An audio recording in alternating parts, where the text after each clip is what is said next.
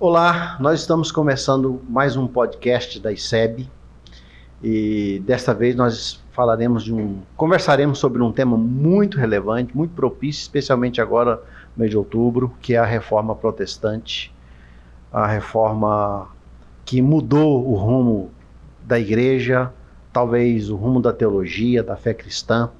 E eu estou aqui na companhia de dois excelentes irmãos, amigos, o pastor Tiago, que é o reitor do CETESEB, e o pastor Carlos Valderrama, que é professor lá e professor de História da Igreja. Então eu estou bem acompanhado, né?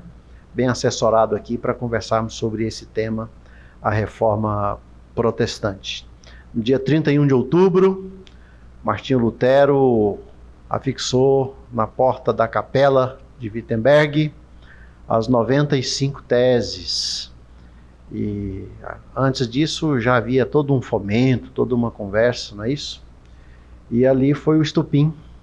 A partir dali as coisas começaram a se acentuar, a tomar forma, e pouco tempo depois nasceu aí a igreja protestante, hoje a igreja evangélica, e nós vamos sobre isso. Obrigado, pastor Carlos, obrigado Tiago, pelo tempo, pela disponibilidade. Tão bom a gente poder conversar um tema assim tão propício, tão relevante, né? Que não ficou assim circunscrito à história. A gente entende que a reforma protestante tem a ver com agora, não é isso? Uma questão primeira, talvez, pastor Carlos, o que você me diz assim para os nossos participantes? Qual é aquele contexto, né? Por que era necessária a reforma? Acho que é importante de saber que a reforma não foi assim. Martinho Lutero acordou e falou, sabe de uma coisa? Vou fazer uma reforma. Né? Teve um contexto histórico, cultural, social.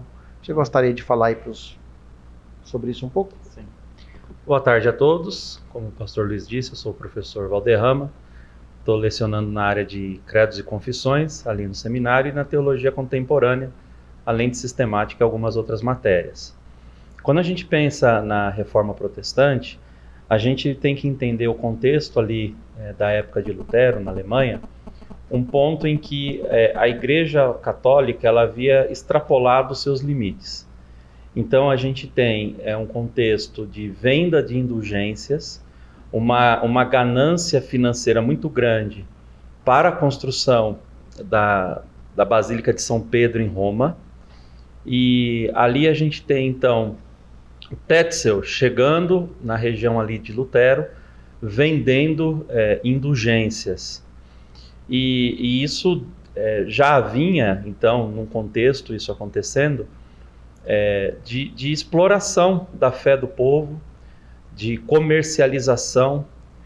E o que a gente tem naquela situação é o Lutero, que já havia estado anteriormente em Roma, se indignando com as coisas que ele viu em Roma, e ele se indigna também com essa venda de indulgências, e aquilo parece ter sido, por assim dizer, a cereja do bolo, né? A última gota que faltava para o copo transbordar.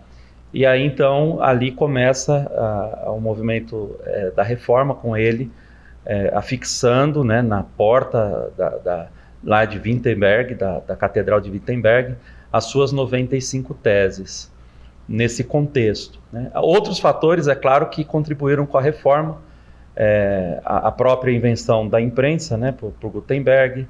A gente tem também a mentalidade europeia naquela época, que já era uma mentalidade um pouco mais questionadora. Então foram elementos que a gente vê aí Deus soberanamente usando, e essa situação aí da ganância em se obter dinheiro para construir a Catedral de São Pedro, né, e pagar o empréstimo que a Igreja Católica devia, né, aos banqueiros judeus lá em Roma, também mobilizou isso para poder haver essa ganância e venda de indulgência e coisas do tipo. E aí Lutero faz a reforma. Também a gente tem, por exemplo, um fator político, né? Em alguns países. Na Inglaterra, o fator que determinou a reforma foi um fator político. Uhum. O rei queria se divorciar, e ele não conseguia pela Igreja Católica, então ele resolveu abandonar a Igreja Católica, abraçar a fé reformada. com um intuito até errado, né? Até errado. A igreja da Inglaterra, ela só se tornou uma boa igreja depois que os protestantes dali, correndo de Maria, a sanguinária, foram se abrigar com Calvino em Genebra, e depois, quando eles voltaram mais crentes, mais protestantes, mais reformados. Só aí que a igreja reformada da Inglaterra que se tornou uma igreja assim mais preponderante. É porque havia também uma força da igreja em monopolizar o mundo político, né? Era a igreja que instituía os reis, era a igreja que tirava os reis. As autoridades tinham que andar debaixo da autoridade do Papa e dos cardeais. E isso foi causando um mal tão grande que, quando a reforma chegou, também se juntou a essa fome, essa sede, não é isso?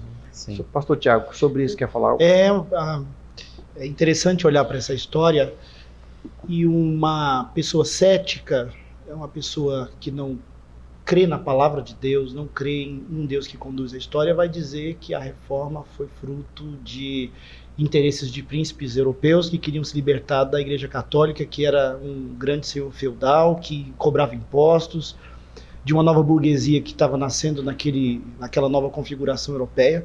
Mas a gente vê um Deus soberano sobre todas as circunstâncias, para se assemelhar com o período em que Jesus veio, em que alguém pode dizer, não, foi por causa de Roma, não foi por causa da recepção dos gregos e a filosofia grega, não foi por causa dos judeus e o judaísmo que não trouxe o Messias tão prometido. Então, o olhar do cético vai olhar sociologicamente apenas para a reforma, e muitos fazem isso hoje, e vão ver na reforma somente um recorte histórico humano. Mas Deus é soberano sobre todas essas questões, né? E o que é muito bonito de ver é que, apesar da reforma ter acontecido de forma geral no século XVI, Deus sempre esteve no meio da igreja, ou seja, até a reforma protestante, todo cristão estava oficialmente dentro da igreja católica, mas Deus esteve sempre dentro da igreja, os seus, protestando contra as corrupções da igreja, desde o tempo em que Constantino, lá no começo do século IV, ele oficializa a igreja cristã como igreja oficial do Estado, como um recurso para o Império Romano voltar a ter certa primazia, porque estava em decadência, que Constantino já começa a corromper as intenções da igreja, o concílio de Nicéia já tem a intromissão dele, porque Atanásio defendia a pessoa de Jesus como Deus e Ário não, e Constantino depois ele vai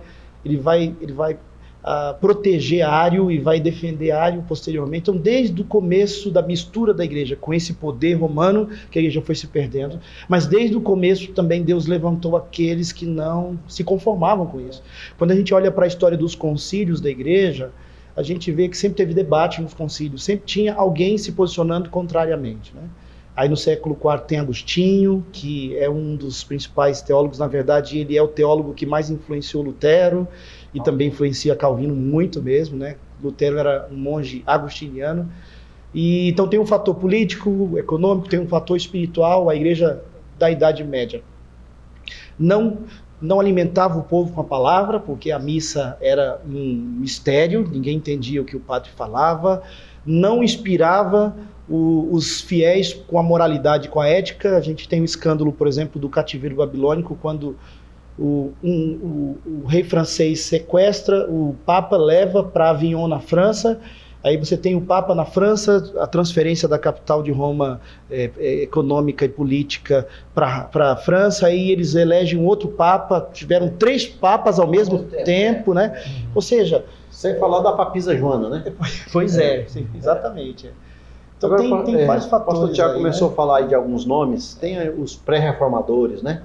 Porque, como eu disse assim, às vezes a gente acha que a reforma, alguém decidiu fazer a reforma. Alguém se preparou para fazer a reforma, né? Ela teve o fomento ali dos pré-reformadores, João Hus, Savonarola, homens que a igreja foi calando, a igreja foi exterminando, matando até, queimando na fogueira, homens que vinham falando, quiseram fazer o mesmo com Martinho Lutero. É que chegou um ápice que Martinho Lutero, ele se tornou quase que imbatível, né? Por causa dos príncipes alemães e algo que nós vamos falar depois. Mas então nós temos os pré-reformadores e os reformadores. E a gente fala muito aí de Calvino e Lutero, que a gente entende que foram assim os os polos, os expoentes, mas tem outros, não tem? Tem. Quem que nós podemos citar aí? A gente pode citar aí, na Suíça, né, Ulrico Zwinglio, né, que é praticamente aí um dos pais, né, da teologia reformada, que teve grande impacto ali na Suíça e em Zurique, né? E foi um homem que promoveu ainda mudanças mais significativas do que aquela original lá de Lutero, porque quando Lutero promove a reforma, surge um grupo então que vai seguir, né, os ensinos de Lutero, e esse grupo lá na Europa era chamado dos evangélicos. Os católicos colocam um rótulo nesse grupo chamado luterano. Então o próprio Lutero não gostaria, né, de ter o grupo que segue, né, o evangelho verdadeiro como luteranos. Ele não gostaria disso. Ele não gostaria disso. Então é um rótulo colocado pelos católicos, mas a melhor menção seria a igreja evangélica que surge a partir de Lutero. E essa reforma com Lutero, ela vai até certo ponto. Os reformadores da Suíça e depois Calvino em Genebra, eles avançam um pouco mais na reforma, e aí você tem então o começo da tradição reformada propriamente dita, com o Ulrico Zwinglio e Calvino, um na Suíça, outro na Genebra, né, pastor Tiago? O Zwinglio, ele é muito importante para essa reforma, porque ele vai enfrentar o movimento da Igreja Católica contra a reforma, né? Já vem lá, que é uma das questões aí da nossa conversa daqui a pouco também. A Suíça alemã, né? E Calvino, a Suíça francesa, de fala francesa, né?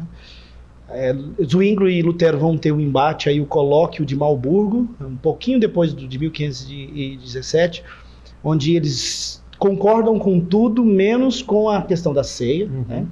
Mas esse colóquio de Marburgo é muito importante porque ele dá uma unificada dos protestantes contra a reforma católica. Então, Zwinglio tem um papel muito importante também na reforma, pastor Luiz César. E aí você tem, como o senhor falou, o Martin Bucer, que foi um outro Melanchthon, Philippe Melanchthon, que foi um teólogo também muito importante dessa teologia reformada. John Knox, na Inglaterra, influenciado por Calvino lá na Inglaterra, né? Ele também. Muito bom, vários nomes, né? E há quem diga que a igreja ainda está se reformando. A ideia é que sempre Deus tem algo para fazer na igreja. Uma questão que eu acho que é importante aqui, nós temos então vários movimentos protestantes. O pastor Carlos você citou um movimento de Martinho Lutero na Alemanha, traduzindo a Bíblia para o alemão, um movimento com os camponeses. Tem um movimento na Inglaterra que é mais político ali, com o rei Henrique VIII.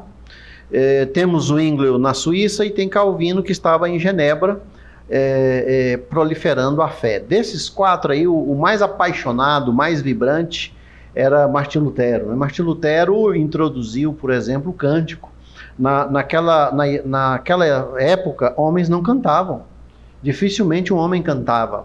Parecia que era errado um homem cantar. E Martinho Lutero introduziu aí as músicas na igreja, né? Ele dizia assim: vocês podem esquecer do que eu prego aqui no domingo, mas amanhã vocês vão se lembrar das músicas que nós cantamos aqui. Boa parte dos nossos hinos veio por causa dessa enologia de Martinho Lutero. Mas dentre esses, várias pequenas reformas que formaram uma grande reforma, mas uma questão importante que eu penso que todos querem saber é quais as grandes teses, né? O que unificava a reforma?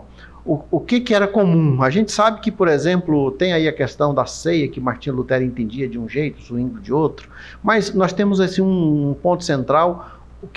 Quais são os grandes temas da reforma? Pastor Carlos pode começar, depois o pastor Tiago, e a gente vai trabalhando sobre esses pilares da reforma protestante que unificaram os povos ali, né? É interessante a gente refletir em relação ao protestantismo.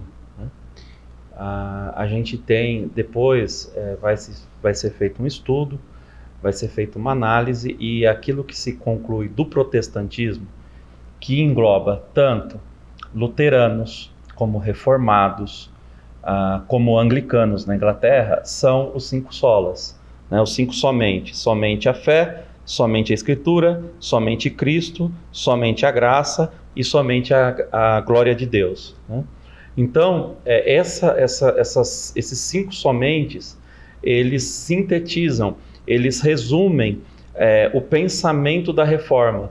Tanto, como a gente falou, né, lá no contexto da Alemanha, lá com os evangélicos, que são rotulados de luteranos, e a gente acostumou a chamar de luterano, como no outro contexto, que é o contexto reformado, né, na Suíça, na França, na Holanda, até mesmo na Escócia, com os anabatistas, né, enquanto eles tiveram força nos países germânicos, e os anglicanos na Inglaterra. Então, é interessante, a igreja anglicana, por exemplo, a gente tem na igreja anglicana uma eclesiologia luterana, uma liturgia católica, mais uma teologia que endossa bastante a teologia reformada. Isso é interessante na igreja anglicana, né? E a gente tem, então, esses grupos, se a gente puder pegar e falar assim, o que eles têm em comum seriam as 5 solas, né? Os 5 somentes. Dessas 5, vamos assim tentar resumir um pouquinho o que significa cada uma delas, aí cada um pode pensar em uma. Pastor Tiago, desses 5, qual que você gostaria de destacar? Então, eu acho que esses ciclos da história se repetem, né? Me lembro do rei Josias no Antigo Testamento, quando o escrivão Safã descobre o livro da lei, e ele lê, ele se arrepende, ele se veste de pano de saco, e a igreja, digamos, o povo de Deus, né? O povo de Deus lá no Antigo Testamento passa por uma reforma. E foi através dessa volta à palavra que os outros solas todos se delinearam, né? Lutero dizia, eu não fiz a reforma, foi a palavra que fez, né? Veja, que Erasmo de Roterdã, aquele humanista, que é um movimento muito importante para a reforma, havia modernos humanistas que queriam retornar à fonte, ele colocou dentro dos seminários o Novo Testamento direto do grego, né? Direto do grego bíblico. E isso foi fundamental para atingir o coração de Lutero no seminário, lá em Wittenberg, né? Ele se torna professor de Romanos, Lutero começa de Salmos, ele começa a lecionar essas cartas e ele mesmo vai descrever que isso provocou um profundo impacto nele, sobretudo Romanos 1, 16 e 17, que a justiça de Deus se revela no Evangelho de fé em fé, porque o justo verá pela fé. Ele vai descrever que esse texto converteu o coração dele, porque ele entendeu aquilo que ele não entendia antes. Então, o retorno à palavra, o sola escritura, porque, por exemplo, Lutero traduziu a Bíblia para o alemão. Já havia, na época de Lutero, mais de 30 traduções da Bíblia para o alemão, mas a partir da Vulgata Latina, feita pela Igreja Católica para continuar manipulando os fiéis. Lutero foi o primeiro que traduziu do texto original, por isso que a tradução de Lutero é tão importante para a reforma. Apenas um exemplo, Pastor Tiago. Jerônimo, que fez, né, a Vulgata Latina, onde dizia assim, arrependei-vos, ele colocava assim, fazer penitência. Isso. Então, o católico lia lá em alemão, fazer penitência. E é diferente de arrependimento, né? E Lutero traduziu, de fato, do original para o que era mesmo, né? Então, eu estou dando a matéria de teologia do culto hoje no seminário também. E a gente vê claramente que a reforma foi a reforma do culto. Foi a reforma da liturgia, a reforma do acesso à palavra, da participação na pregação. Então, aí desse sola escritura, eu imagino que fluiu com muita naturalidade os outros solas. Né? E o sola escritura é somente a escritura, porque a gente tem no movimento católico ali a escritura e o dogma, a dogmática, né? Concílio, a escritura e a encíclica papal, exatamente. A escritura e o concílio, a palavra do homem valia como a palavra de Deus, e o reformador diz, não, o que vale é isso aqui, só a escritura, né? Desses 5 solas, quer destacar um, pastor? Eu acho que aquele artigo pelo qual a igreja se mantém de pé ou cai, né? Aquilo que Lutero falou, o artigo pelo qual a igreja se mantém de pé ou cai, que é a justificação, né? A salvação por causa da graça, por meio da fé na obra de Cristo. Que foi quando Lutero ele se depara com um estudo, né? Estudando a Epístola aos Romanos, e ele entende que o justo vive pela fé, e essa fé é uma graça de Deus, é uma dádiva de Deus, é um presente de Deus ao justo.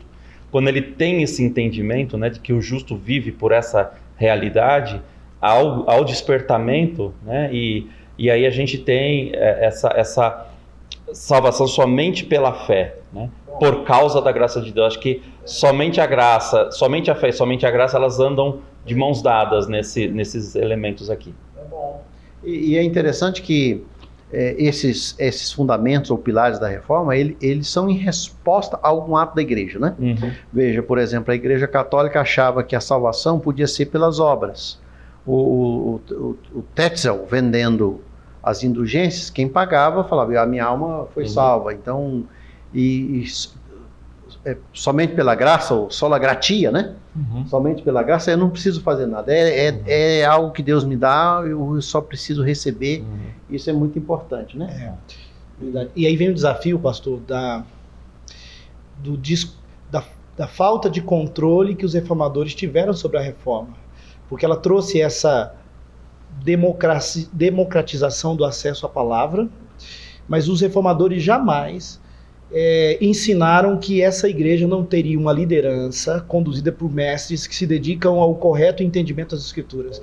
Então, ou seja, o acesso livre às Escrituras não significaria necessariamente que todo crente teria um entendimento correto instantaneamente de todas as Escrituras. Então, muitas seitas, muitos movimentos, o próprio Lutero, que num primeiro momento foi apoiado pelos camponeses, ele teve que enfrentar a oposição dos próprios camponeses, porque ele começou a ver que o controle e a Bíblia começou a ser usada como instrumento de insurreição social, e não de correção bíblica, né, teológica. Aí tem um desafio aí. Né? Ainda nessa questão da justificação, o contexto da teologia de soteriologia, né, a soteriologia católica, naquela época, era da justificação como algo que era infuso, ou seja, o indivíduo ele ia fazendo penitência, se tornando obediente, adquirindo graça e mais graça por meio dos 7 sacramentos, né, da Igreja Católica, essa graça ia aumentando, e ele mesmo, o indivíduo, não sabia se ele era justificado ou não, ele nunca ia ter essa certeza, né? E aí chegava um momento, então, que Deus infundia a justificação. Totalmente diferente do pensamento protestante, em que Lutero, a partir de Romanos, vê a justificação como um veredito de Deus. É uma graça imputada. Imputado. Deus declara justo aquele que tem fé no Senhor Jesus, né? E às vezes até hoje a gente tem uma questão assim, né? Vai fazer um evangelismo, e aí a pessoa pega lá algum manual, algum folheto, alguma coisa e vai conversar com alguém de tradição católica. Aí fala para o católico assim, escuta, você tem certeza da sua salvação? Essa pergunta para nós protestantes faz todo sentido. Para ele não faz. Aí ele fala assim, não, eu não tenho, mas ninguém tem. Por que ele fala isso? Porque ele ainda pensa em termos de uma soteriologia católica. Eu espero ter. Exatamente. Ele ainda, por isso que a gente fala assim, nossa, parece que ele não está entendendo o que eu estou falando, né? É por uma visão de mundo diferente.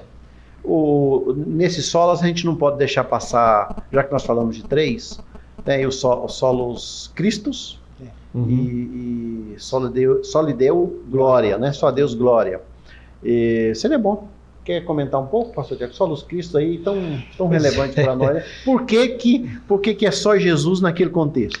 Pois parece redundante, né?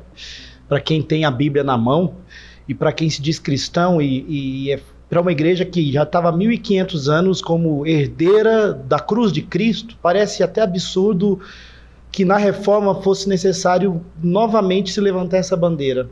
Mas justamente porque a igreja ela se afastou completamente dessa visão de que só Jesus salva, ele é o único redentor. Não havia salvação a não ser dentro da igreja católica, não havia salvação a não ser debaixo de uma autorização em decreto do Papa. O Papa salvava, não salvava, o Papa determinava quem era salvo, quem não era.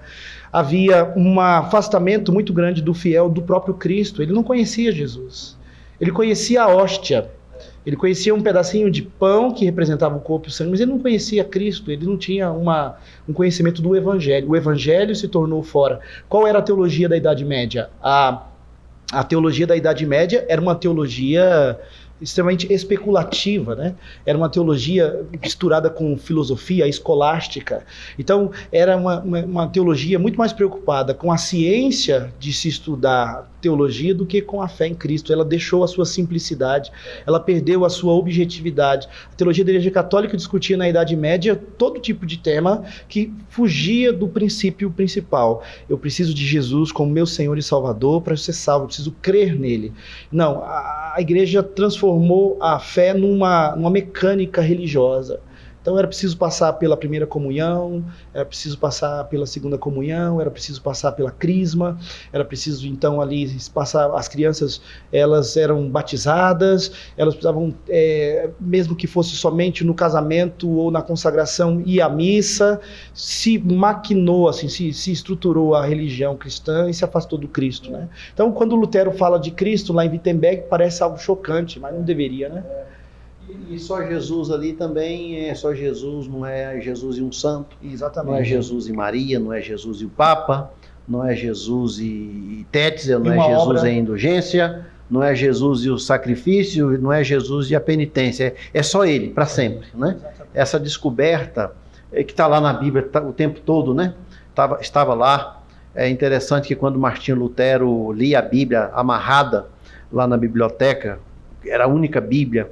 Certa vez ele orou, se a providência permitisse que um dia eu tivesse uma Bíblia dessa só para mim, né? E foi ali lendo a Bíblia na biblioteca que ele viu Jesus, só Jesus, e só Deus glória, né? O só Deus glória, que é um dos pilares, nenhum homem, nenhuma entidade, nenhum ser, nenhuma criatura deve receber, nem a própria igreja deve receber a glória, né?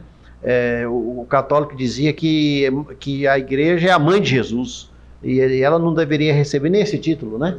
A glória é só a Deus. Então esses pilares, que nós vamos conversar daqui a pouco sobre como é que esses pilares, como é que essa fé reformada está hoje e como é que nós devemos experimentar essa fé reformada hoje, tá bom? Pois bem, nós conversamos um pouquinho sobre o contexto histórico da Reforma, os principais reformadores, as grandes teses da Reforma. Nós vamos conversar um pouco sobre o pós-reforma, né? Os reformadores passaram, tiveram as suas lutas. Zwinglio foi morto numa batalha. Ele foi numa batalha contra, eu acho que ali pelo imperador, né? Foi morto. Muitos anabatistas foram mortos, afogados. Nós temos aí alguns dos discípulos, por exemplo, na Inglaterra, quando uma rainha católica assumia, ela corria com os protestantes, né? Eu brinco que o John Knox era perito em correr de mulher. Ele corria de Maria, a católica, e quando assumia uma rainha protestante, ela corria com ele, porque ele dizia que uma mulher não pode assumir o pastorado da igreja luterana. Então ela corria com ele também. Então ele sofreu o baixinho. Então a reforma continuou. Nós temos depois na Igreja Católica o que é chamado pela história de contra-reforma. E vamos trabalhar um pouquinho, né? O que se entende por contra-reforma, Pastor Carlos, Pastor Tiago? Bom, o movimento contra-reforma foi uma reação à reforma protestante. É como se a cristandade na época, né, o catolicismo, ele tivesse sofrido um duro golpe com a reforma protestante, com países e regiões se desvinculando do poder de Roma, aderindo ao movimento tanto luterano evangélico como o movimento reformado. E aí então existe então essa reorganização do catolicismo, que é um movimento de combate, uma tentativa de se frear e combater a reforma. Essa contra-reforma ela vai caminhar em algumas direções, né? Primeiro, existe uma tentativa de se deter o avanço protestante. Existe uma busca, inclusive, e execução, né, de inquisição, né, para combater os hereges. Nessa época, aí, por volta de 1540, é formada a Sociedade de Jesus, né, por Inácio de Loyola, uma ordem dos jesuítas também, aí para poder combater o avanço. E, assim, se houve alguma coisa positiva na Contra-Reforma, foi que o catolicismo, ele ficou, nessa época, ele vai ganhar, e depois lá na frente, no Concílio de Trento, que foi uma dos eventos do movimento Contra-Reforma, ele vai ganhar uma identidade mais, assim, latente. Vai se tornar mais claro para o mundo que é realmente ser um católico, né? Inclusive, no Concílio de Trento, há uma forte reação ao protestantismo no que diz respeito aos protestantes não aceitarem os livros apócrifos. Lá no Concílio de Trento, eles vão dizer que quem não aceita os livros apócrifos é anátema, é maldito. E que a Bíblia infalível e inspirada, eles vão dizer que é a Vulgata. A Vulgata não tem erros. Isso lá no Concílio de Trento. Então foi um movimento o revide em relação à Reforma Protestante. É interessante que Deus trabalha na história, né? Existe aquilo que a gente chama de meta-história. Há uma história por cima da história. Nessa reação católica, houve então uma luta até física de exército, uma luta civil até, entre católicos e protestantes. Então nós tem erros dos dois lados, né? Tem a noite de São Bartolomeu, tem a morte dos huguenotes, tem tudo isso aí. Mas nessa época, aí já chegando no final do século XVI, nós temos aí a corrida dos protestantes fugindo da guerra para os Estados Unidos, a fundação das colônias, né? Veja como isso fez diferença. Os Estados Unidos nasceu já como uma nação protestante em função de uma guerra na Europa, em função de uma contra-reforma, né? Interessante. O Lutero, Calvino em Genebra, ele se tornou, mesmo sem planejar, o líder de um refúgio de fugitivos dessa contra-reforma, né? Ele pastoreou muitos fugitivos, muitos exilados, muitos que haviam fugido da perseguição católica lá na Inglaterra, também naquela guerra que existia ainda na época de Henrique VIII e Maria Tudor, que depois vai assumir, a filha dele com aquela princesa. E existe uma história da França Antártica, de um movimento de franceses protestantes que queriam vir para o Brasil, desembarcaram aqui ainda no século XVI, na Baía de Guanabara, para começar a França Antártica no Brasil. E dentre esses franceses, tinham missionários enviados por Calvino de Genebra para cá. Eles ficaram aqui, eles morreram, e esse movimento não se tornou uma igreja sistematizada no Brasil, mas é o primeiro registro ainda no século XVI, né? A gente tem no Concílio de Trento essa index que o pastor Valderrama falou, que é um documento. Do mesmo jeito que os protestantes, como Lutero e Calvino, declaravam livros heréticos, livros católicos, os católicos reagiram, essa foi uma reação teológica. Começou uma briga de literatura, porque assim como os protestantes se beneficiaram da imprensa de Gutenberg, os católicos também começaram a se beneficiar e começaram a produzir o seu material. Então, a Index proibia a teologia reformada, né, a teologia protestante. A Companhia de Jesus não se tornou apenas uma companhia de catequização, mas um exército. A Inquisição começou a matar hereges, né? Aí a gente tem na igreja holandesa essa é uma reação que posteriormente, que faz parte desse pós-reforma aí, posteriormente vai surgir um homem chamado Tiago Arminius, né, que vai ser um homem que vai propor uma teologia que era uma espécie de acomodação, de conciliação, que vai provocar uma reação muito grande. E aí tem lá o Sínodo de Dort, onde os famosos 5 pontos do calvinismo vão ser bem explícitos, né? A tulipe, né? Após a reforma aí, né? Após a reforma, que já era fruto. Dentro dessa contra-reforma tinha os místicos, que como é interessante, eles não estavam dispostos a se desvencilharem da Igreja Católica. Eles não queriam entrar na briga entre reformadores e católicos, mas eles queriam uma espiritualidade renovada na Igreja Católica. Então você tinha aqueles místicos que iam viver uma vida de ascetismo, de renúncia, e eles queriam um resgate da devoção, sem mexer na briga teológica, o que se tornou impossível. É possível ter uma vida devocional piedosa sem que se tenha uma teologia bíblica, né? Então tem aí um movimento contra que foi bom para a Igreja Católica repensar algumas coisas também. Só reverberando uma frase, um pensamento do pastor Tiago sobre essa reforma no Brasil, né? Os jesuítas vieram para o Brasil. Os jesuítas já tinham trabalhado contra a reforma protestante, foi criada para isso a Companhia de Jesus, catequizar os índios, tudo forçadamente. Mas nós temos então, juntamente com essa vinda dos franceses, do Nicolau Durand de Villegagnon, né? Isso. Havia um pastor chamado Le Ballet, que trabalhou em Santo André. Santo André, em São Paulo, foi a primeira cidade a ser evangelizada por um protestante.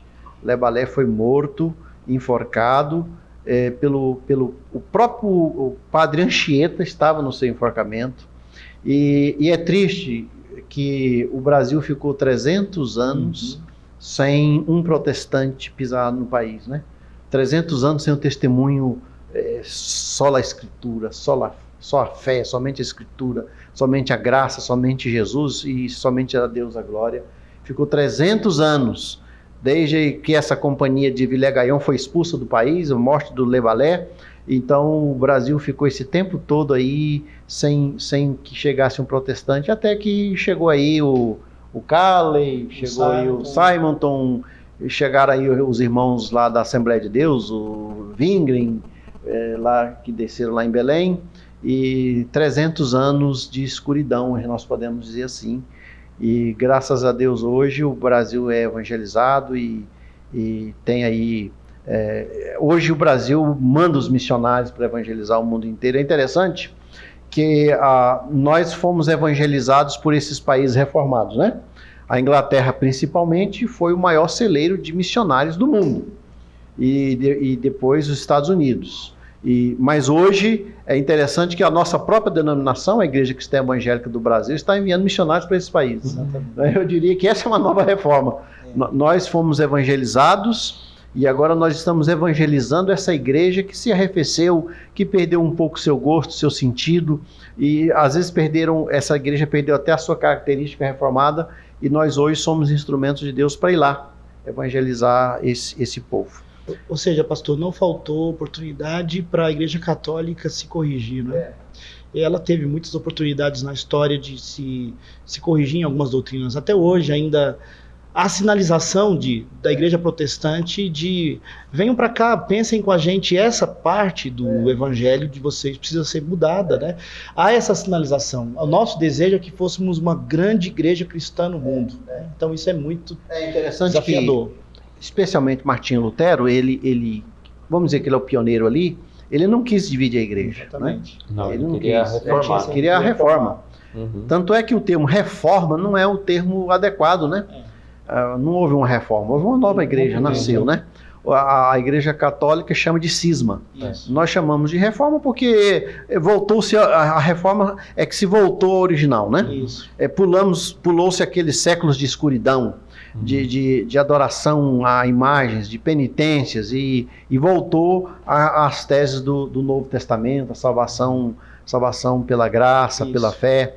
Martinho Lutero subia de joelhos escadaria, se batia tentando buscar salvação, é uma fé viva, mas quando ele viu que é só pela graça, né, é pela fé em Cristo Jesus, aquilo retornou ao original.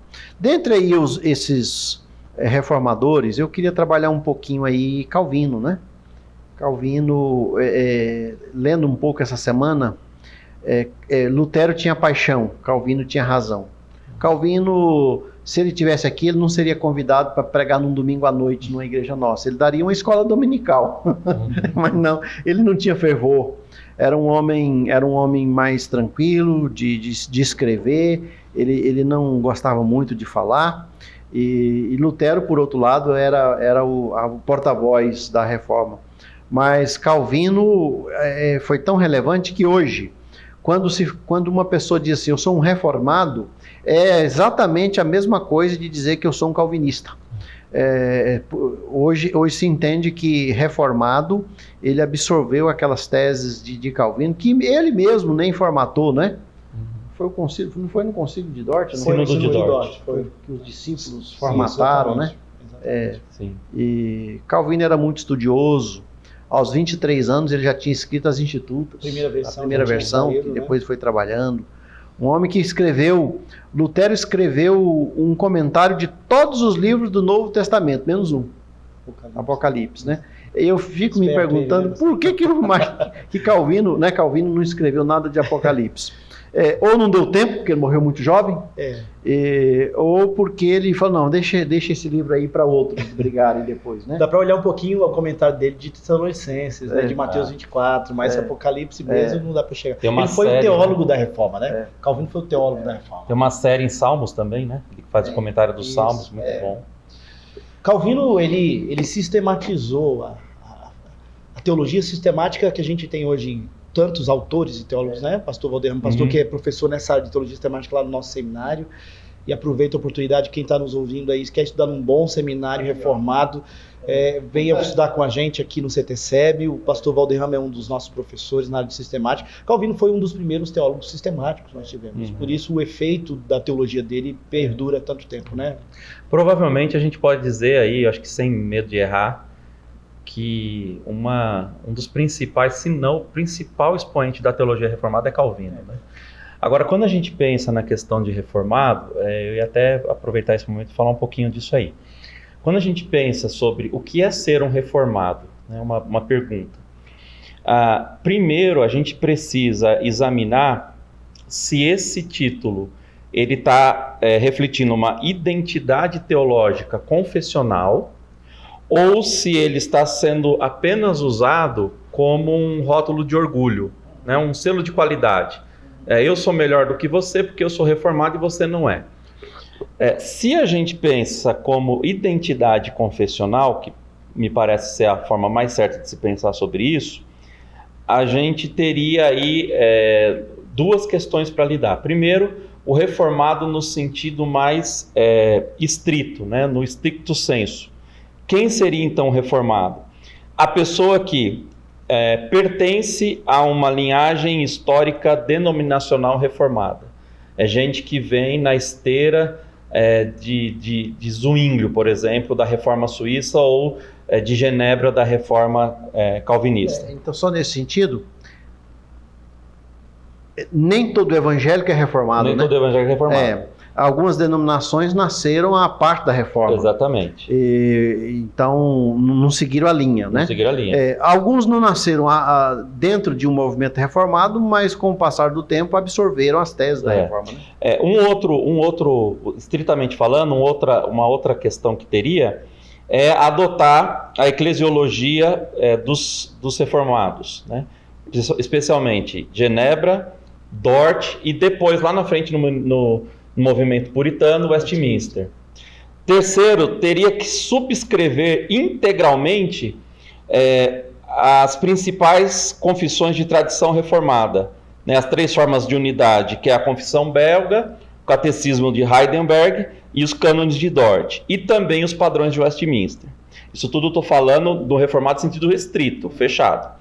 Ver a teologia da aliança como uma estrutura coerente em toda a Bíblia, que cobre Antigo e Novo Testamento. Crer no princípio regulador do culto e adotar uma cosmovisão fortemente reformada, principalmente no que diz respeito à soberania de Deus.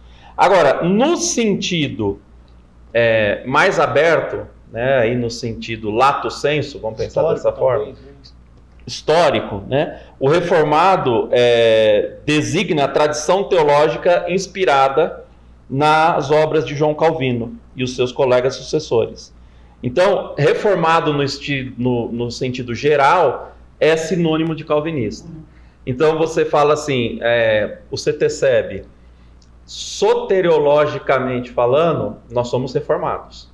O CTCEB é uma escola que tem ensinado na soteriologia a perspectiva calvinista. É um ensino bíblico que também encontra eco na teologia e no pensamento de Calvino. É bom notar, às vezes a gente diz, então o Calvino tem uma teologia só dele. Não. Como o pastor Tiago falou, Calvino, ele além de ser um teólogo, um sistematizador, né? Ele bebeu lá em Agostinho. Sim, e ele entendia, como ele era bastante metódico, um grande escritor, arguto nessa questão, ele sistematizou. Tanto é que hoje o que nós temos em termos de teologia, boa parte é fruto dessa sistematização, mas não é uma invenção dele. Quando você lê os comentários de Calvino, a gente vê a firmeza que ele tem lá na palavra, né? E tem um outro detalhe, talvez a história da igreja não tenha testemunhado, depois de Calvino, por ele, Calvino, ter sido um dos exegetas mais profícuos que existiu na história da igreja. A gente não pode deixar isso de lado. Ele era muito bom em exegese, ele era um exegeta profissional, por assim dizer. E essa distinção que o pastor Valdemar faz, ela é muito importante para que aqueles que nos ouvem, que são batistas, assembleanos, que são de denominações diversas, não se sintam de fora dessa perspectiva reformada, porque se olharem para a sua história de formação teológica, muitos dos princípios, daí o perigo de termos como o calvinismo só, simplesmente, porque às vezes a pessoa ela tem o mesmo entendimento do evangelho e das doutrinas da graça, que são as doutrinas reformadas, né? Eu gosto muito desse termo, as doutrinas da graça, eu acho que são mais abrangentes. Ele e ele não sabe, ou ele não tem consciência, mas ele entrou numa rinha que se criou, e muito por falha do lado de cá de muitos calvinistas, uma rinha de nomenclatura, de ego. Então, por exemplo, nós três que estamos nesse podcast, somos cristãos evangélicos. Nós não somos presbiterianos. Então, a gente não tem a nossa história não é da história da igreja presbiteriana. No entanto, nós somos herdeiros, como eles, da boa teologia reformada que veio da Reforma Suíça, que veio de Calvino, veio de Genebra, veio da Tulip, veio do Sínodo de Dort. Mas nós não somos pedobatistas. Nós não chegamos a esse tipo de cerimônia e esse tipo de batizar criança. Nós não batizamos. No entanto, somos reformados, como os congregacionais, né? Nós somos, da nossa história cristã evangélica, herdeiros dos congregacionais, que são típicos credo-batistas reformados. Então, isso define muito quem nós somos. Então, quem nos ouve fala, eu não sou calvinista, então já não me interessa essa perspectiva da história da protestante, ou essa perspectiva que os pastores estão apresentando da reforma protestante já não me atrai porque eu não sou calvinista. Calma. Se você olhar para Calvino como um teólogo sistemático, você vai ver que ele falou sobre todas as doutrinas e que o calvinismo dele foi um termo colocado por outros. Na teologia dele sobre missões, ele fala sobre a eleição incondicional. Mas é uma perspectiva de missões, uma perspectiva de conforto. Se eu vou pregar o evangelho num mundo onde ninguém vai crer, que conforto e estímulo eu tenho. Mas se eu vou pregar o evangelho num mundo onde Deus vai fazer corações endurecidos creem, então a perspectiva da eleição de Calvino ela é positiva, ela é agregadora, ela é para animar a gente, né? Então não fiquem abismados aí não se preocupem muito com esses termos não. E é interessante, né, que há algo que veio da reforma, que todos os evangélicos escolhem, que é o sacerdócio universal de todos os crentes, né? Que nasceu lá, especialmente a partir de Martinho Lutero. Antes da reforma, apenas os clérigos, os padres, tinham, em tese, acesso a Deus. Se você quer perdão de seus pecados, você tem que ir a um clérigo. Você tem que entrar num lugar de oração e ouvir uma pessoa, e uma pessoa vai ter que declarar que você está perdoada. Apenas os clérigos podem chegar diante de Deus. Por isso os pais faziam questão que seus filhos fossem clérigos. Criou-se uma nata. O Martinho Lutero, ele dizia que as mesmas mãos de um camponês, as mãos de um camponês que pega na enxada, têm o mesmo valor diante de Deus do que as mãos de um monge que se unem para cantar a sua oração. É o sacerdócio universal de todos os crentes que nós escolhemos. Eu não preciso dizer que eu sou calvinista ou protestante. Hoje em dia, nós entendemos que todo crente pode orar, todo crente pode interceder, todo crente pode visitar alguém, todo crente pode pregar. Isto é o sacerdócio universal de todos os santos. Isso aí nós recebemos da reforma. E já entrando numa parte que nós vamos introduzir agora, já é, por exemplo, toda religião, toda igreja em que tudo depende do pastor, que o pastor é que tem a unção, o pastor é que tem a bênção, o pastor é que é capaz de fazer tudo, onde o pastor é grande demais, onde o nome dele é grande demais, onde ele é quase que endeusado, não é uma igreja reformada, não é sinal de uma igreja reformada. Né? Na igreja reformada tem o sacerdócio, mas o sacerdócio também universal de todos os crentes, que é uma grande tese. Então, nós hoje, na nossa denominação, nós não temos trabalhado assim, olha, vamos ser um calvinista. Nós gostamos das teses da reforma. Nós abraçamos as teses da reforma. Nós nos entendemos uma denominação protestante reformada, uma denominação que gosta desses 5 fundamentos e que ama as Escrituras, que Jesus é o único. Naquilo que é a coluna central da fé reformada, nós abraçamos, né? Tá bom? Isso é muito bom porque, de certa forma, nós temos luteranismos em nossas crenças, né? Nós nos identificamos com Lutero na sua perspectiva de justificação pela fé, por meio da graça, mediante a fé. A gente se identifica com a descoberta dele. A gente se identifica com a luta de Calvino para que Genebra fosse uma cidade que vivesse o evangelho em todas as suas áreas. A gente se identifica com Zwinglio na Suíça, lutando contra os católicos e a idolatria. A gente se identifica com John Knox na Escócia e a luta dele contra a corrupção da igreja. A gente se identifica com John Wycliffe na Inglaterra. A gente se identifica com John Hus na Bavária. A gente se identifica com os reformadores. Eles são parte do que nós somos. E a gente reduzir isso a uma nomenclatura que cria partidos, né? Me faz lembrar de Paulo para os coríntios, né? Alguns estão brigando aí, eu sou de Cefas, eu sou de Apolo, nenhum de nós é nada. Quem é Paulo? Quem é Paulo, né? Nós somos de Cristo. Então, o que eu mais lamento nessa perspectiva muito rasa é a gente perder as riquezas dos reformadores. Tem gente que não gosta nem da palavra Lutero porque se entende calvinista. Tem gente que não gosta nem de passar petas institutas porque não quer luterano. E a gente perde os tesouros da reforma. Tá bom. A gente perde, né? Tá bom. Nós vamos trabalhar daqui a pouco, então, uma parte, já caminhando para o final, sobre as marcas da reforma hoje, aquilo que a gente entende que são essenciais para uma igreja evangélica, protestante, uma igreja que tem as marcas da reforma. Amém? Ok. Nós queremos agradecer aos internautas, muitos irmãos, amigos que durante a semana interagiram aí com a ICEB, nosso Instagram, fazendo algumas perguntas, alguns comentários, participando aí de maneira ativa com a nossa área de comunicação. Muito obrigado, que Deus abençoe. E alguns deles mandaram algumas perguntas, são tantas, eu vou selecionar algumas. E, por exemplo, uma delas mandada aqui por Luciano Marinho, pastor Luciano Marinho. Qual a influência hoje da reforma na vida prática diária do cristão? Pastor Tiago, quer responder essa pergunta? Qual a influência hoje da reforma na vida prática do cristão? Quais, né? Quais, né? Influência é mais do que uma, né? Pastor Luciano e todos os que nos escutam aqui, a reforma ela nos ensinou muito sobre a vida particular na palavra para a vida pública. Talvez seja uma grande lição. Hoje a gente tem um salto muito grande de muitos que querem se auto-apresentar como reformados, um salto muito rápido e superficial da vida pessoal com Deus para a vida pública. E, sobretudo, Lutero, Calvino, eles viveram uma reforma interna primeiro. Eles viveram grandes lutas internas. O primeiro inimigo de Lutero não foi o imperador Carlos V, nem o Papa Leão X, foi ele mesmo. Foi o seu próprio pecado, o seu próprio coração.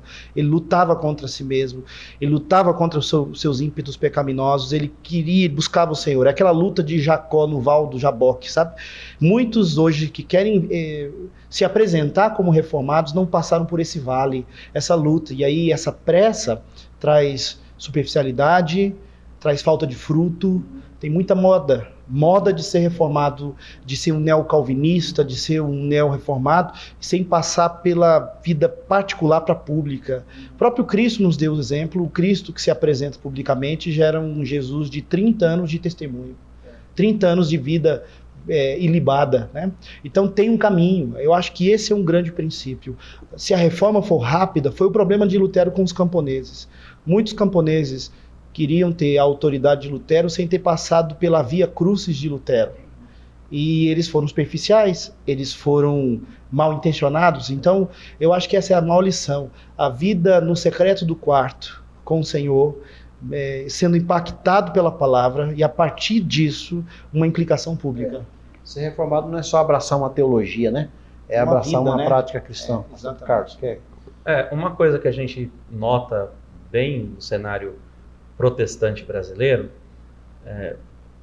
mais ou menos de uns 15 ou 20 anos para cá, tem ocorrido uma busca, né, pelo estudo ou pela aproximação e maior interesse pela teologia reformada. Né? A gente vê isso, por exemplo, nas conferências da editora Vida Nova, de teologia, nas conferências da Fiel para pastores e líderes. E a impressão que dá é que cada vez mais o público tem sido mais jovem, indo na direção de uma redescoberta da teologia reformada. Eu creio que isso tem trazido para o Brasil um certo impacto de igrejas históricas, né, batistas, congregacionais, e até mesmo dentro da cristã evangélica, de ter pastores, de ter homens de Deus, jovens de Deus, que estão mais interessados nesse viés, né, da teologia reformada. Entretanto, a gente tem que tomar alguns cuidados. Eu acho que o primeiro cuidado que a gente tem que tomar é analisar essa definição. Eu sou reformado no sentido fechado da palavra, como a gente pontuou agora há pouco, né? Eu sou aquela pessoa que estou fechado em tudo na teologia reformada, na questão do aliancismo, nessa perspectiva hermenêutica, até na questão do pedobatismo de um lado ou do credobatismo do outro. Outra questão, é muito interessante a gente avaliar e apreciar o movimento reformado a partir daquilo que aconteceu na Inglaterra com os puritanos. É muito bonito o movimento, é muito, muito interessante, aquilo é fascinante. Só que, ao mesmo tempo, a gente tem que tomar cuidado para não sacralizar e nem dogmatizar uma tradição do cristianismo. E daqui a pouco a gente está, sem perceber, com um coração tendencioso a uma idolatria em relação ao movimento, que é o movimento puritano. E, ao mesmo tempo, pastor, tomar cuidado também, porque se um dos pontos da reforma é somente a escritura, a gente ter cuidado de, nossa, é maravilhoso, é lindo, é bonito a gente ver, por exemplo, né, os documentos de Westminster, mas tomar cuidado para não alavancar esses documentos a uma posição igualitária da escritura. Canonizar, né? E daqui a pouco a gente está canonizando os documentos de Westminster, a confissão de fé de Westminster, o catecismo maior, o catecismo menor, e colocando em pé de igualdade com a escritura. Eu acho que esse é um problema, às vezes, que essas gerações mais novas, se eles não tomam cuidado, eles tomam para si a tradição reformada e coloca acima de tudo. E aí incorre na idolatria. E pode causar até males a ele mesmo e à igreja, né? Sim, exatamente. Então, não é incomum a gente ver jovem, por exemplo, aí confrontando o seu pastor, porque talvez o jovem sabe mais a teologia reformada do que o pastor, alguns abandonando a igreja. Isso não é ser teologia reformada, isso é rebeldia. Isso é pecado, né? Isso é andar longe de Deus. É verdade. Os reformadores... Não tem nada a ver com o espírito da reforma. O espírito da reforma é um espírito de piedade, de santidade, de temor, de andar com Deus, de respeito às autoridades, não é? A reforma não abdicou das autoridades espirituais, da liderança, ainda que tinha um sacerdócio universal de todos os crentes. Todas estas igrejas que nós citamos, anglicanas, luteranas, manteve o ministério pastorado como algo especial, um chamado especial, e esses líderes deveriam ser obedecidos, honrados. Então, por exemplo, eu vi uma vez um jovem que falou, não, eu estou tão reformado que agora eu não consigo mais nem ouvir o meu pastor, eu fico na internet ouvindo só os pregadores reformados, foi citando os nomes. Falei, mas então você não é reformado, você é um rebelde, você está longe de Deus. O reformado ama a igreja, ama o pastor, ama com humildade, ainda que às vezes alguém não tenha o mesmo pensamento dele, nós não vamos ter na igreja um pensamento só. Mas nós precisamos ter cuidado para que as teses da reforma nos façam bem e não mal, né? Ela nos ajunte, ela não nos distancie um do outro. Indicar um livro só, pastor, de um pastor que pregou recentemente numa conferência para a gente lá no seminário, pastor Wilson Porte, lançou um comentário de Efésios, e o título do livro é Unidos pela Cruz. E uma das coisas que ele fala é que essa cidade edificada sobre um monte, que devia estar iluminando o mundo, está apagada por causa dessas divisões, né? Então, se você vem de uma igreja com uma tradição menos reformada do que você esperava, que você seja um instrumento de edificação da sua igreja, que você seja um instrumento de discipulado, de aconselhamento bíblico. Jamais as doutrinas da graça são bandeiras para dividir a igreja do Senhor, né? Ou para uma rebeldia, né? Rebeldia da juventude ou de alguém contra o pastor, porque o pastor não está naquela mesma linha de pensamento. Isso é uma prepotência, é uma vaidade, um orgulho.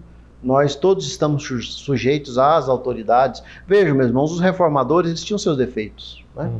Nós podemos encontrar aí, não vamos trabalhar isso agora, os irmãos vão descobrir. Todos eles tinham suas lutas, suas crises, suas chateações, suas lutas nos lares. Alguns deles corrigiram a sua teologia lá na frente. Então nós não precisamos, por exemplo, beber da fonte, mas sem o crivo, né? Exatamente. Então, um crente reformado é, antes de tudo, um crente piedoso, penitente, um homem de oração, uma pessoa que entende o seu lugar no corpo de Cristo e na igreja. E essa é uma máxima da reforma, o sempre reformando. Ou seja, eu sempre tenho que me submeter à palavra. Exatamente. Sempre, né? Exatamente. Uma outra pergunta aqui, no caso de precisarmos de uma nova reforma, seria focado em qual tema específico? Isso aqui é do José Júlio. Aluno nosso. Aluno, né? Em qual tema específico hoje a igreja precisa mais de uma reforma? Uma questão interessante é que, se a gente avalia hoje os evangélicos no Brasil, a grande parte deles, infelizmente, ainda pensa da seguinte forma: cristianismo é basicamente aquilo sobre o que o indivíduo faz para Deus. E é justo nesse ponto que a gente vê uma ruptura com a reforma protestante, em que se identifica, por meio do entendimento da palavra de Deus, um Deus que nos atende, que nos socorre e que vem com a sua maravilhosa graça nos socorrer, nos redimir, nos perdoar, nos tornar seus filhos. Então é uma graça que nos alcança. E a gente vê essa questão, acho que no cristianismo de hoje. As pessoas pensam assim: bom, cristianismo é aquilo que eu faço para Deus, né? Como eu invisto o meu tempo, como que eu dou minhas coisas, como que eu me entrego a determinadas tarefas, quando na realidade a gente pensa na questão da soteriologia, principalmente, que eu acho que é uma questão crucial aí, em que a gente vê um Deus que vem e nos acolhe, e um Deus que vem e nos socorre, um Deus que nos alcança pela sua misericórdia, pela sua graça, e que nos ama, né? Nos ama e nos leva para perto dele. Acho que esse é um ponto que a gente talvez ainda tenha que ver alguns contextos, essa chavinha virando. Pastor Luiz, dentro do que o pastor Valderrama muito bem disse, é uma reforma da liderança, né? Josias era o rei, Lutero era professor, né? Então Jesus diz em Mateus 9, as ovelhas estão aí aflitas e exaustas sem pastor. Precisa de uma liderança bíblica. Então um seminário como o CETESEB ou outros se torna ainda mais necessário, porque veja bem, a superficialização da igreja passou pela superficialização do púlpito, da exposição bíblica, do ensino da palavra nos púlpitos das nossas igrejas, de uma formação pastoral superficial, rápida, instantânea, de dezenas de seminários igual Nissim Miojo, sabe? Você cozinha 3 minutos e está pronto o macarrão, e aí em fundo de quintal, no fundo de igreja, com alguns meses já é obreiro, já é consagrado a pastor. Então é uma crise de liderança. De liderança. Eu concordo. Veja, perguntaram naquele livro Lições a Meus Alunos, para o Spurgeon, alguém perguntou assim: por que em vez de a gente ficar 4, 5 anos no seminário, a gente não faz um curso rápido de 6 meses, porque tem tanto trabalho lá na frente, né? E Martin Lutero e Spurgeon disse assim: um pé de abóbora com 3 meses dá abóbora, mas um menino com a faquinha o mata rapidamente, mas uma árvore frondosa, um baobá, leva anos, né? Então é preciso preparar melhor. Tanto que quando nós olhamos para Ageu, quando houve uma reforma ali, diz assim: Deus despertou o espírito do governador, Deus despertou o espírito do sacerdote e Deus despertou o espírito de todo o povo. Primeiro Deus despertou a autoridade política, depois Deus despertou a autoridade religiosa, né? A reforma começou com líderes. Então uma boa reforma hoje seria líderes que, quando perguntaram lá para os discípulos de Calvino e para todos os reformadores passados os maiores embates da reforma, quais os sinais de uma igreja reformada? Então eles citaram primeiro a autoridade da Bíblia. Isso aí é porque ela regulamenta tudo. A Bíblia é o regulador de todas as coisas. E então Calvino acrescentou também a boa ministração da ceia e do batismo. Vejam que Antes da reforma, haviam 8 sacramentos, né? Uma das brigas foi essa. Agora são 2 sacramentos, não são mais 8. São 2, o batismo e a ceia. Alguns chamam de ordenanças, outros chamam de sacramentos. Os termos são um pouquinho diferentes, mas falam da ceia e do batismo. Mas não ficou só nisso. Mais adiante, já, Calvino um pouco mais maduro, ele disse que também há algo que distingue uma igreja reformada, que é a aplicação da disciplina. Isso. Né? Igreja que não tem disciplina. Aí eu fico pensando hoje, igreja que hoje ninguém mais quer aplicar disciplina. Uma igreja aberta, né? Uma igreja livre, uma igreja que eu vou do jeito que eu estou e fico do jeito que fico, não tem autoridade sobre mim. Isso não é característica de uma igreja reformada. Essa é uma diferença do avivamento do século XVIII, com George Whitefield, Jonathan Edwards nos Estados Unidos, na Europa, um avivamento bíblico de disciplina. Inclusive, Jonathan Edwards foi demitido de uma igreja porque ele não aceitava a ceia para todo mundo. Tinha que haver critérios. Né? Mas foi um avivamento que produziu um impacto tão grande, movimento missionário estudantil, e abençoou o mundo inteiro. Já o avivamento do final do século XIX, ali com Charles Finney, foi um avivamento mais humanizante, um avivamento mais emocionalista, que não trabalhava esses aspectos fundamentais. E a liderança desse avivamento produziu um fruto que depois se perdeu. Então, a liderança é chave para uma nova reforma do Brasil. O nosso problema da igreja evangélica brasileira hoje começa pela liderança. Quem são os ícones? Se uma rede de TV no Brasil quer convidar um padre para representar a igreja católica, ele quer convidar um macumbeiro para representar as religiões afro-brasileiras, qual o pastor que ele vai convidar? Eu temo, fico com medo de quem vai ser aquele que aquela televisão vai julgar como o representante dos cristãos evangélicos do Brasil. Então há uma crise, pastor César. A nossa igreja é uma igreja saudável, boa, mas pequena e ainda sem esse espaço que precisa, com o tempo, a gente conseguir conquistar mais, porque tem essa crise de liderança no nosso país. Tem uma questão aí também, que se a essência do cristianismo, né, não é o que o indivíduo tenta fazer em relação a Deus para obter o favor dele, Deus, e sim como ele usufrui, como ele desfruta daquilo que Deus fez por meio de Cristo na vida dele. A gente precisa dessa reforma na perspectiva da soteriologia, na perspectiva da teologia própria, na perspectiva da cristologia.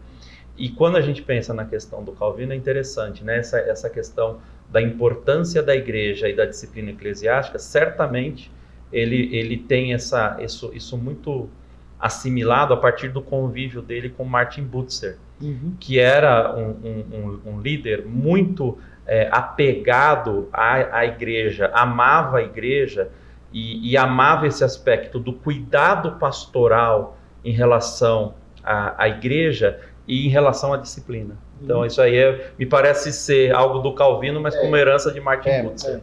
Quando Calvino entendia ceia e batismo, ele trabalhava toda a liturgia, né?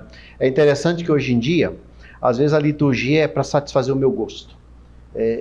Uma pessoa sai turistando por aí até encontrar uma igreja que diz assim, olha, essa é a igreja que eu gostei.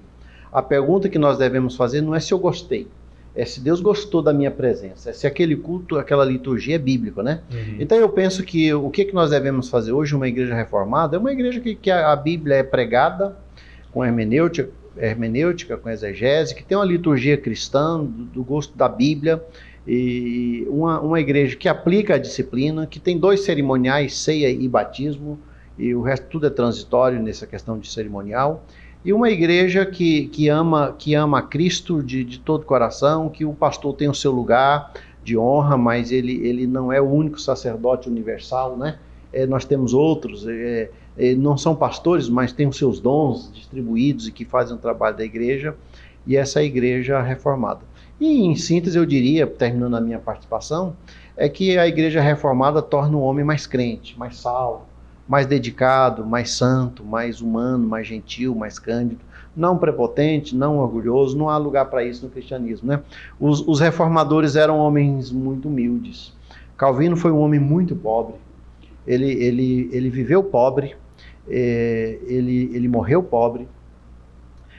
Quem o conheceu dizia que tinham móveis rústicos e poucos na casa dele, escrevia à luz de vela e lamparina.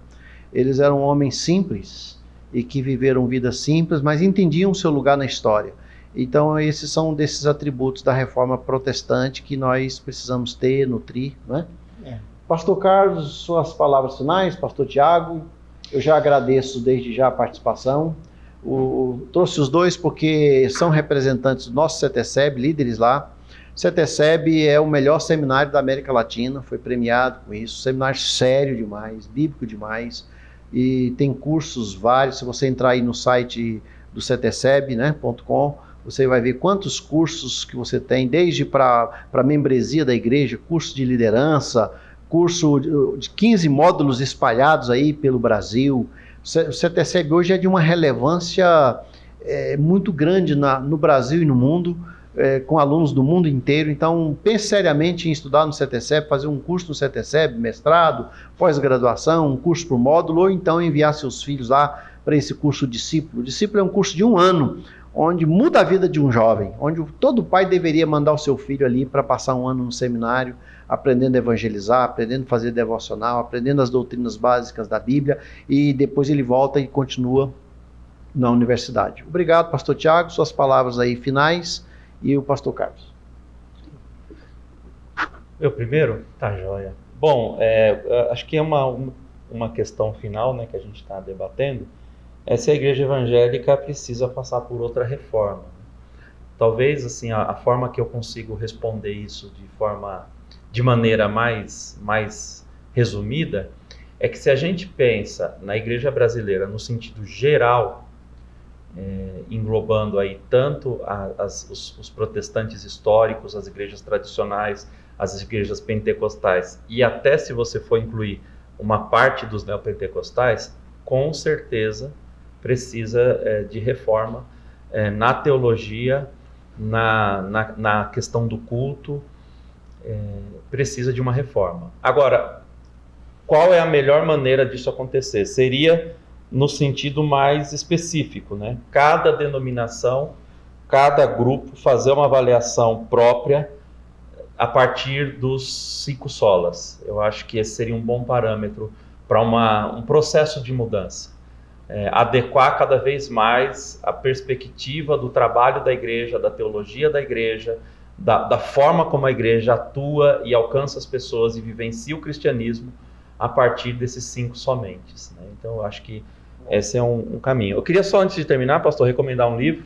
Nesse assunto que a gente está debatendo, tem muito material bem feito, bem escrito, mas eu queria recomendar Pilares da Fé, Atualidade da Mensagem da Reforma, do pastor, o professor Franklin Ferreira, da editora Vida Nova, um livro muito bom e é bem dentro dessa área que a gente está falando, especialmente trabalhando aí com esses 5 solas. Obrigado a todos pela atenção, uma alegria participar com o senhor, obrigado, pastor, nosso presidente, meu querido reitor aqui, pastor Tiago Leite. Prazer estar com os irmãos aqui nesse dia especial. Obrigado, pastor Luiz César, obrigado a todos os irmãos que estão nos ouvindo, vão nos ouvir. Essa é uma ferramenta relativamente nova que a gente está aprendendo a utilizar, que é o podcast. Você pode entrar no site do CETESEB, ceteseb.com.br, CETESEB com S, de seminário, e lá você vai ter todas as informações dos nossos cursos, e você pode fazer um curso da sua própria casa, através da internet, você pode fazer um curso morando com a gente lá. O CETESEB é ainda um dos redutos, um dos remanescentes aí de seminários com um sistema de residência para aluno morar lá e viver com a gente. E o que eu deixo de mensagem sobre esse tema é que se a gente quer imitar os reformadores, a gente precisa abrir a nossa Bíblia todo dia de manhã, ler, orar, colocar nossa alma diante de Deus e dizer: Senhor, usa a minha vida na minha igreja, na minha casa, na minha realidade. Do mesmo jeito que na época de Lutero tinha muitas coisas difíceis acontecendo no cenário político, econômico, social, hoje igualmente estão acontecendo. Então o nosso mundo não está melhor, só está diferente, mas os problemas semelhantes. Então, se você quer ser você pode ser e você deve ser um reformador também. Nesse sentido, você pode ser um instrumento de Deus e para produzir um impacto na vida de alguém.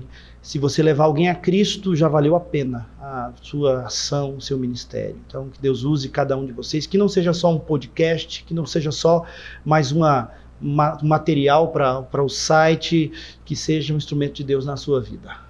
Muito obrigado. quando você terminar de nos ouvir, de ver, transmita para alguém, faça com que outras pessoas tenham acesso a essa conversa simples, mas muito séria, muito comprometida com Deus, com os princípios de Deus, com a vontade enorme de abençoar o povo de Deus. Deus abençoe a todos. Obrigado aí à FINC, nossa empresa que nos ajuda aqui, Obrigado, meninos, nossa aí. rede de comunicação. Obrigado aqui aos todos. colegas. Deus abençoe a todos.